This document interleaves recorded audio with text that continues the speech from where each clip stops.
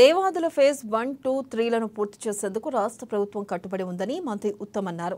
హనుమకొండ జిల్లా హసన్పర్తి మండలం దేవన్నపేట శివార్లోని జె చొక్కారావు దేవాదుల ఎత్తిపోతల పథకం ఫేజ్ 3 ప్యాకేజ్ 3లో భాగంగా నూతనంగా నిర్మించిన దేవన్నపేట పంప్ హౌస్ మోటార్లను మంత్రి పొంగిరెడ్డితో కలిసి ప్రారంభించారు.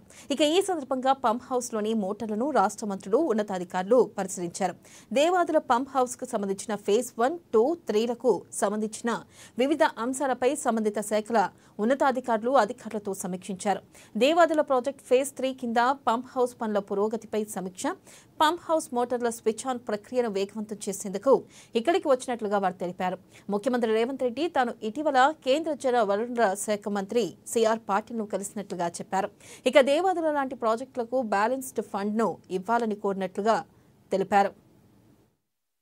ఫేజ్ 3 కింద ఈ పంప్ హౌస్ లో ఇక్కడ మొత్తం యాక్టివిటీ రివ్యూ చేయడానికి, అదే విధంగా ఈ పంప్ల స్విచ్ ఆన్ ఆ ప్రాసెస్ ని వేగవంతం చేయడానికి మేము ఇక్కడ రావడం జరిగింది. దేవాదుల ప్రాజెక్టు పూర్తి స్థాయిలో పూర్తి చేయడానికి ఫేజ్ 1, ఫేజ్ 2, ఫేజ్ 3 పూర్తి చేయడానికి మా ప్రభుత్వం కట్టుబడి ఉంది. ఈ మధ్య కాలంలో నేను గౌరవ ముఖ్యమంత్రి గారు కేంద్ర జలవనరుల మంత్రి సిఆర్ పాటిల్ గారికి కలిసినప్పుడు కూడా దేవాదుల లాంటి ఏబిపి ఫండెడ్ ప్రాజెక్ట్స్ కి వాళ్ళు ఆ బ్యాలెన్స్ ఫండింగ్ కూడా పూర్తి చేయమని చెప్పి వాళ్ళని రిక్వెస్ట్ చేయడం జరిగింది. సరే, దానికి గత ప్రభుత్వంలో డాక్యుమెంటేషన్ అనండి, మరొకటనండి, అదంతా ఇన్కంప్లీట్ గా ఉండి అది పూర్తి చేస్తే ఈ బ్యాలెన్స్ ఫండింగ్ ఏదైతే సెంట్రల్ గవర్నమెంట్ నుంచి రావాలనో దేవాదులకి అది అప్రోచ్ ఉంటుంది.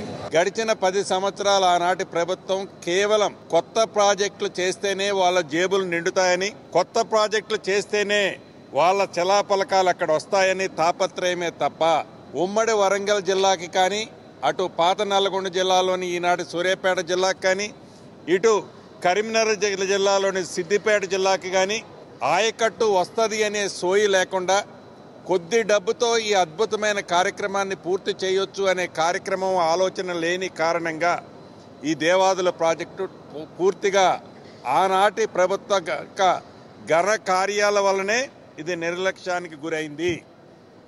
ఈనాడు ప్రతి 2 నెలలకు ఒక్కసారి గౌరవ మంత్రివర్యులు ఉత్తమ్ కుమార్ రెడ్డి గారు రివ్యూ చేస్తూ, ఆ రివ్యూలో భాగంగానే ఇందాక పెద్దలు చెప్పినట్లు ఈ ఉమ్మడి వరంగల్ జిల్లాలో కొన్ని నియోజకవర్గాల్లో అనుకున్న ఆయకట్టు కంటే రైతులు ఎక్కువ సాగులోకి తేవటం వలన ఈరోజు రెండో క్రాప్కి రైతులకి నీరు ఇబ్బంది జరుగుతుంది అని తలంచి రాత్రి పగలు అధికారుల్ని ఉరుకులు పెట్టించి, ఏజెన్సీని ఉరుకులు పెట్టించి